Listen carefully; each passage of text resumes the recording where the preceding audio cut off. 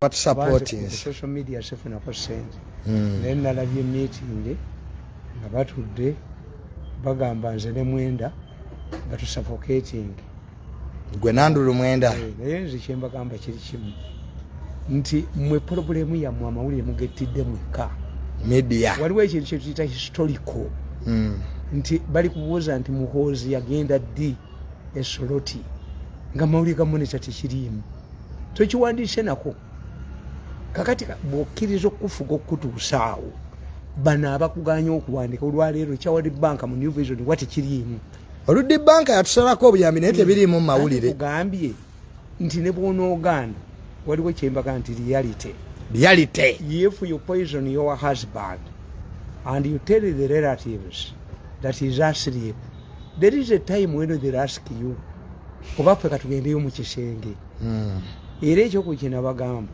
tuzesogera nnyo ku bya World Bank babulya technicalities ti one mwekibakola obubi tebubeera na middle line you are either with us or on the other side you are either with us or with the Basiyas kati abantu abasinga obungi ne batya ensi yonna ne institution yonna efugirwa ku bantu basatu tuyina mu nganda bagiwadde omuliro abakuba enduulu nga ne bamanyi tebamanyi kigenda mu maaso ne tubeeramu ne balibulos ne tubeeramu ne voice of reason mu organization oba mu government. I was explaining here how come that Nsereko comes back, Sechikubo comes back, Batekamwa can move from here to there era n'awangulayo. Their strategy is this: before elections bajemera government munsi yonna the backup benchers must criticize government kubanga cabinet sigibeeramu naye bano baddira cabinet zimu ne bagiteeka mu ki ne bagikwata ne bagiteeka mu kokasingi cabinet ne kokasingi byanjawulo byanjawulo kokasingi tesobola kukola ku mubaka wa parliament no anti bwe batuula mu kintu kakati boogera batya Museveni kati bwe badda mu parliament only 3 or 4 people also right boogera.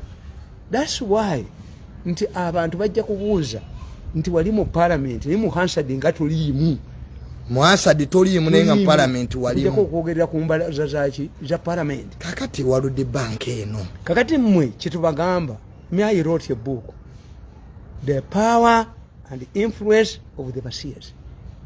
Nimbaga nti abasiyas baba kubya technicalities.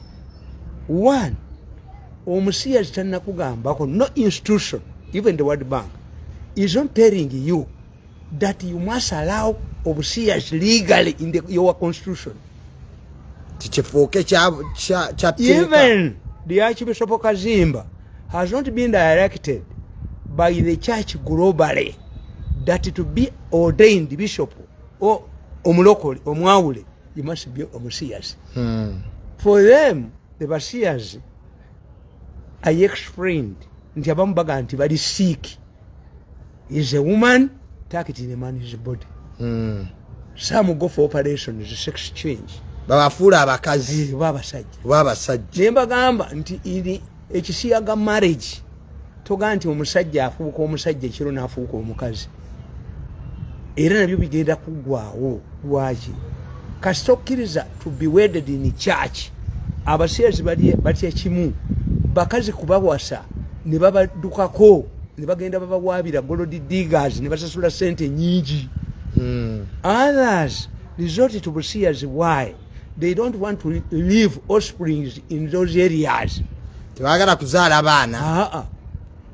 Nti when you go to Toro, most of the light-skinned people are descendants of Europeans.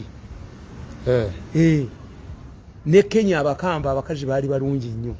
Ojja kusanga nti buli mu kyotala okujja ku Pinto abasigadde bavaawa Toro.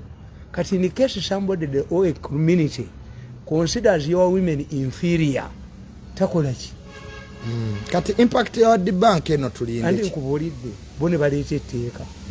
That law was not intended for Basiyas, but they wanted to create a law authorizing organic extractions. Why? Because the ICC had indicted the same people, 66 of your surgeons, illegal extractions of people. Ne baba gamba reduce activism in Uganda, batandika okuba programu zaabwe. Ne bampressurizing recordings ziri wamu. Surrender the recordings. Yes, they will be reinvestigated. Era nawulidde oyo omusajja gundi ani byaluhanga wa police byaluhanga Gosiro. Yeah? Byaluhanga Gosiro because I have a recording about you. Ono mambi byaluhanga wa police. Pastor Jesse wa police Gosiro. Wait the verdict of the Muhozi investigations. Tontakula, don't scratch me. Byaluhanga Dr. Byaluhanga, don't strike you. Wait the investigations. Kakati byajjira mu bintu bibiri. Balete controversial bill mukwate ku Bisiyaga lino liyitewo era lyayitawo. Erya organ liyitewo focus to jize ku Bisiyaga.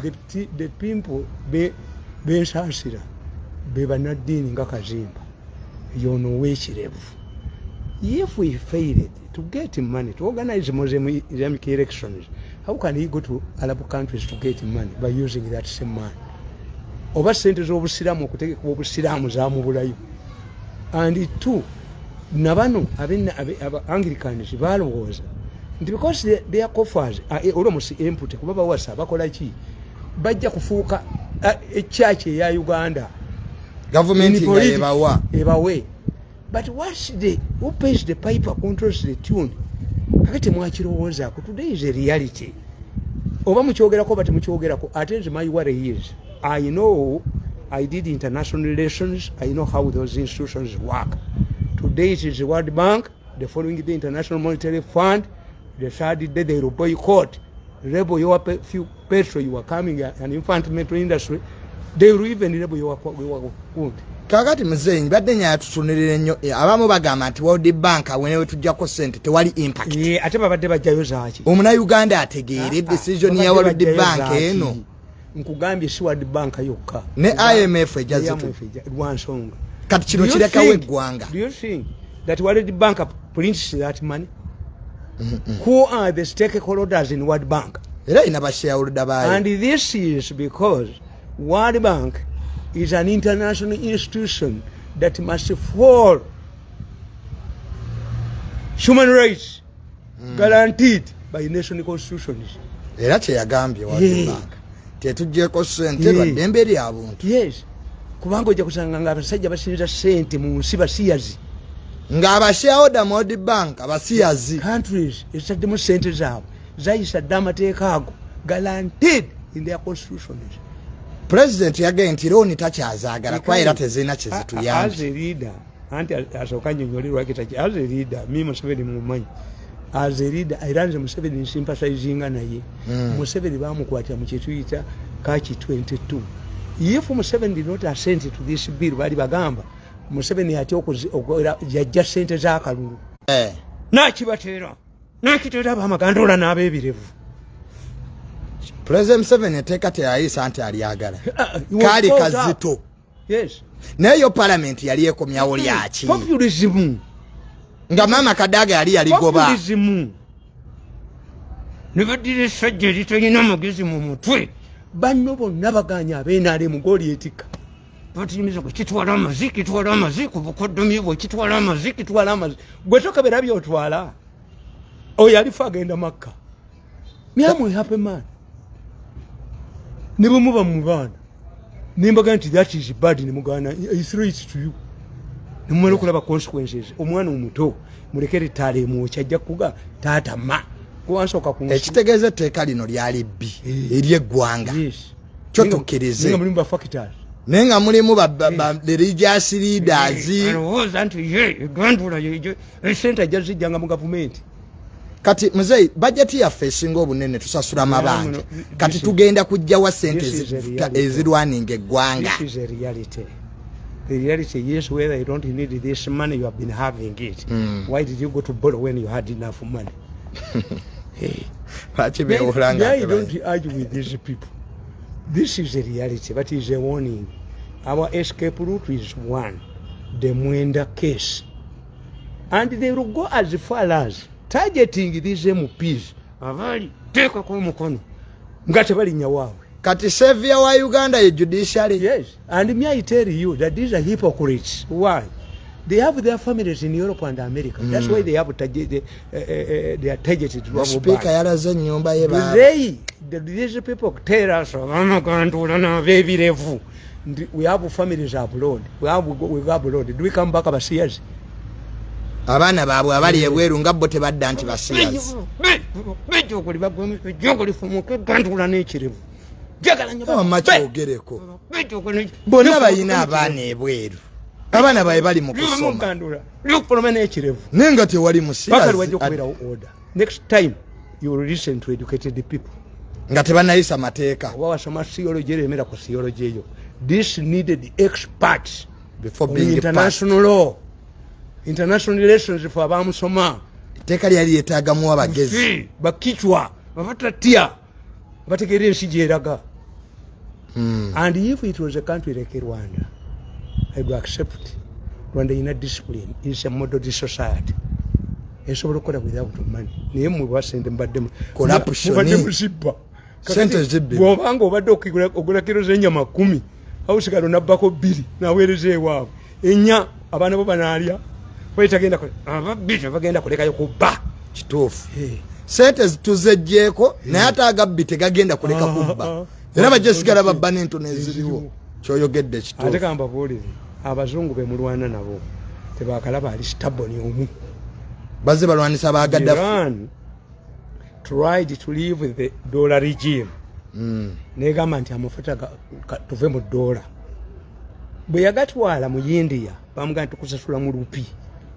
Bwe yagatwala China nti mu yuan balayizibe nga ino konvantinga atali agazeeyo abasajja basibe ensi ko basibo wekirevu nowe gandula akajanja kako ku ttaka akajanja kajja kuva mu gandula ne mu kirevu mudde ku reality mateeka bagayise nga bazze ku reality ensi weeri bajja kubuuzanga abantu tibwe wasoma ki lwaki eddagala teririiyo mu ddwaliro. Nasoma international relations. Nasoma international. Owegandula mutwala nankoni. Owekirevu mutwala nankoni. Kubikwata ku international relations. The Pope, you see, bw'osoma katabo ka nkubuulira ti Bill Clinton bwe yajja kubwa president ng'anoonya akalulu yagamba nti I will allow the single sex marriages in the American United States. Eyali aduumira Army George Powell yamugamba if we implement it I resign. Mu America mu bazungu batya the military is behind the curtains. Nenga yefuga eggwanga.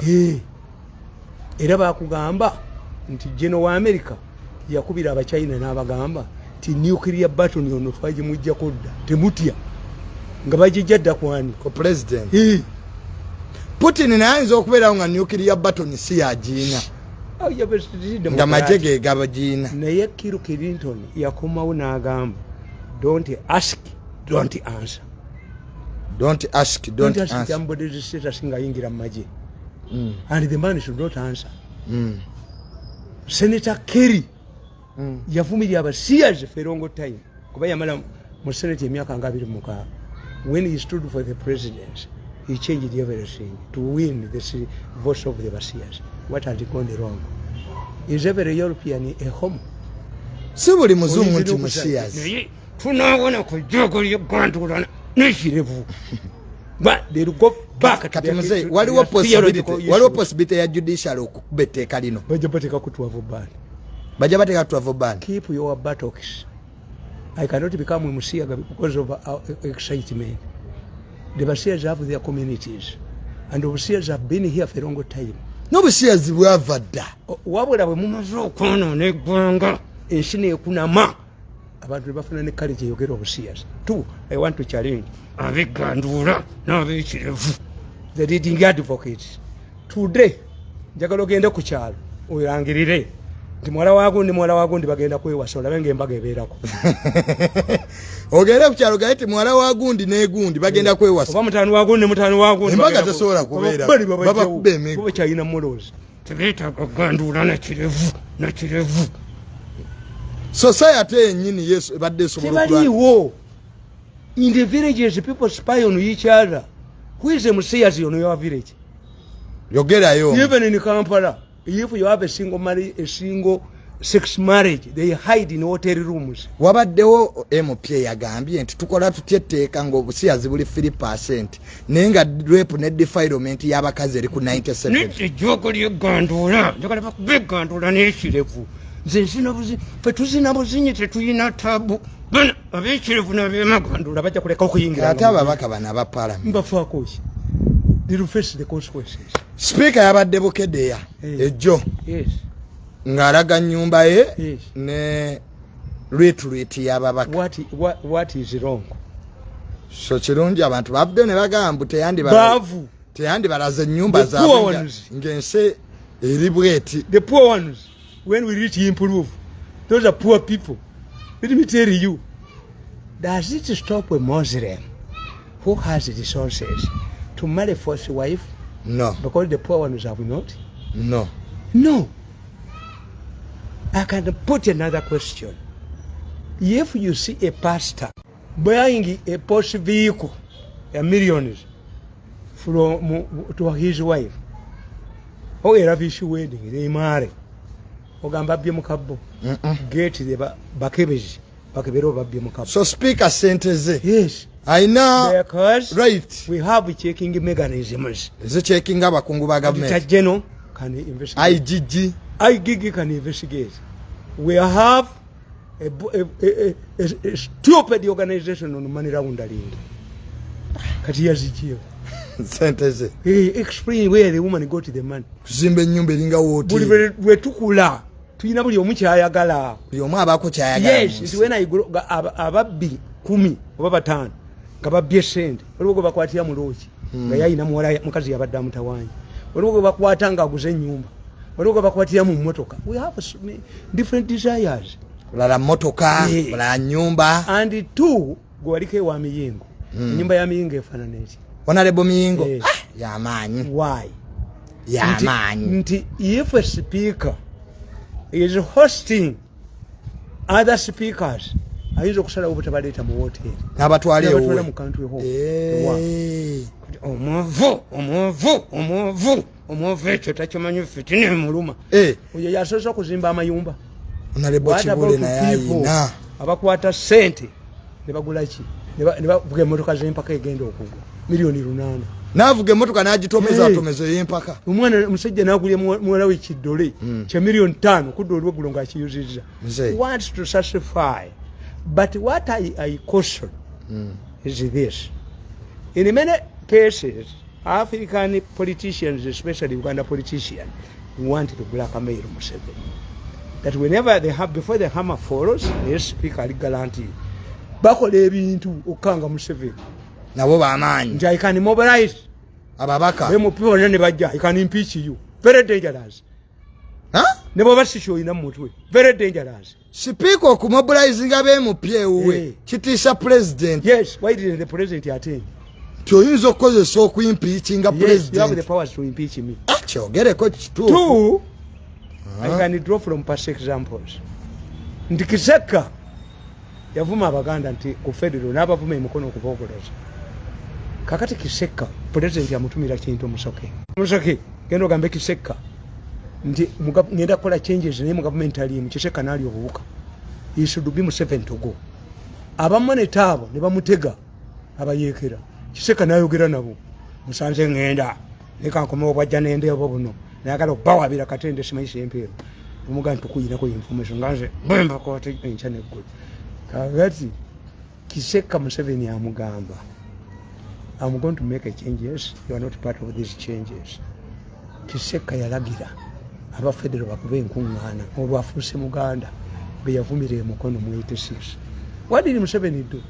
Museveni directed Kateega to stop those the federal demonstrations to the embarrassment of Kiseka. Naye wano bagamba nti General Mozi yabadde ewa speaker Mozi project. Yes. Era banga nti leero bali mu kulaunchinga Mozi project. Bagilaunching. Kyekivula ababaddeyo nga bangi ba MP. Nkubuulira kyekyo. Nze nkubuulira nti if somebody wants to intimidate Museveni cannot. Bukenya nga tava Lubaga. Vice President. Yes. I remember meeting where Kiseka hosted Baganda chairpersons, district chairpersons. Semakula said to the rate naga fitukulonda na Ruabo Kenya. Kenya nagende Rubaga. Nagandi teka yetaka. Lirimuga na gengege. Yachogera. Yagana. Museveni alinga alla ne bozimba omuzikiti. Akuta. Nibakwata ba gundi bano ba nibala kala baguti bali nti balidde sente mu maje. De kala majongo shouted horse of themselves. What happened? Yabatuza katebe. There is a time I remember when Museveni sacked Sali. People went and withdrew their money. President Museveni agoba ko genocide. Yame commander nabalanga ba. Wame commander. When the president came back, I asked him in a press conference. People are panicking. They are withdrawing money from banks. Why? Because of our experience. What if these people refuse to go? They will go 15 feet deep if any of them refuses to go. Yes, life was no more again. So okay. Therefore, nze sina buzibu na muntu azimbye nyumba ye. Nga sente zize. Awe nyini. If you are doubting the source of her money rounding is there. The IGG is there. The auditor general. Echo yecha akola chi. Awo katimaze ituvewe chitegere. Abazungu balekera ne company. Sitole semba yo jembadde njagala ekoze nyama ulire. Ebadde alien skin. Yes, kuchi. Alien skin yavayo na lumba Bob Wine. Bamwesente. Ba government alabika abakolera. Ate abakolera ajja kugwa. Let me tell you. Nenze namuga ate yavuma Bob Wine asigala waggulu. I know the power and the influence of Bob Wine. When we attack Bob Wine unnecessarily, you attack him. Or dropping by 50,000. Borumba Bob Wine nga toyina nsonga. Ogwa by 50,000. Ziraba statistics afe kugundi. Kasa Bob Wine unnecessarily. You are going to fall. Yet tuyina kye tuyita somebody who is too good to be true. Titesi yonaji yisemu. Bob Wine. Bamuganye galazi bamukubye bamutadde ludda walemettewo.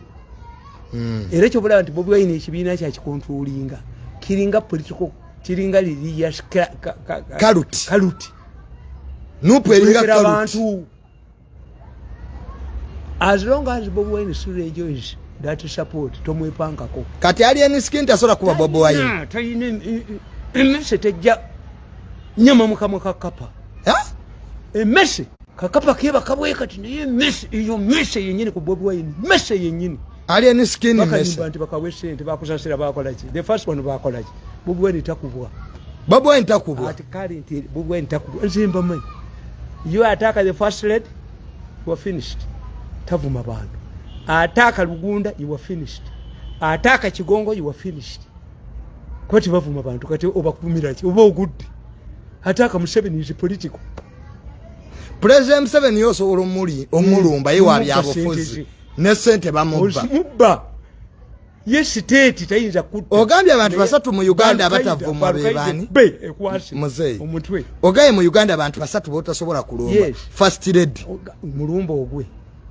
Akozeeki. Lutaana Lugunda. Lugunda ndugu avumani. Ali Haji Kigongo. Avumani. Ogera nako. The rest attack. Abasigadde osolubalu. Yes. Nekati alien skin kino kimuleka wa muzeyi. Don't tell me. Emese tesobola kujanya manyakapa mukamu. You miss it. Bajikozesa bukozesa kulya sente. Njagala ati kayina mpisa. President yankobera Kasimu. Stupidity. Mpisa zote ayina. Kutambazeko. Nkolambuze gundi. Goli ala disoli ani mbwagwe. Tambulira mbwezo. Zinonya sente. Muzeyi koma otumalirize. Kati alien skin ya. Nomukompea ne Bobi Wine. Ati ye comparinze ne Bobi Wine has a personal challenging test. Mubulamu. Ne bagana okuyimba n'olemerawo.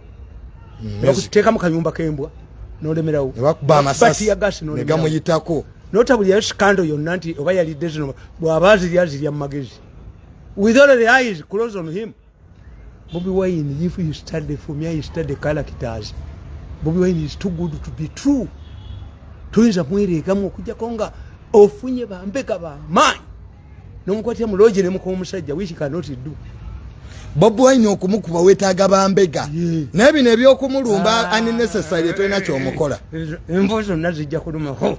embuzi jja kuluma basooka kusaasira tebali buli akubye ku Bob Wine nkubulidde nti Bob Wine bwe mwataakinga objectively n'ababe ne bakitegeera kyobadde otegeeza ifa yataaka Bob Wine unnecessarily ne submission yena soso kolefa tebaddamu kutwala serious era tebajja social media tubalabako oyina okuba Bob Wine ng'olina ensonga etegerekeka kubanga yazi pass the test than any other person kakati ono Brian ono alliance emese terumba kapa emese terumba kapa ne bwebankadde tombuli oyo kasajja kama mzee ngeri dya mzee yagenze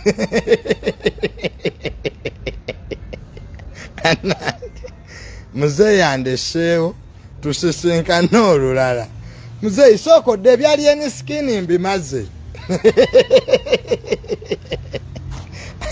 agenze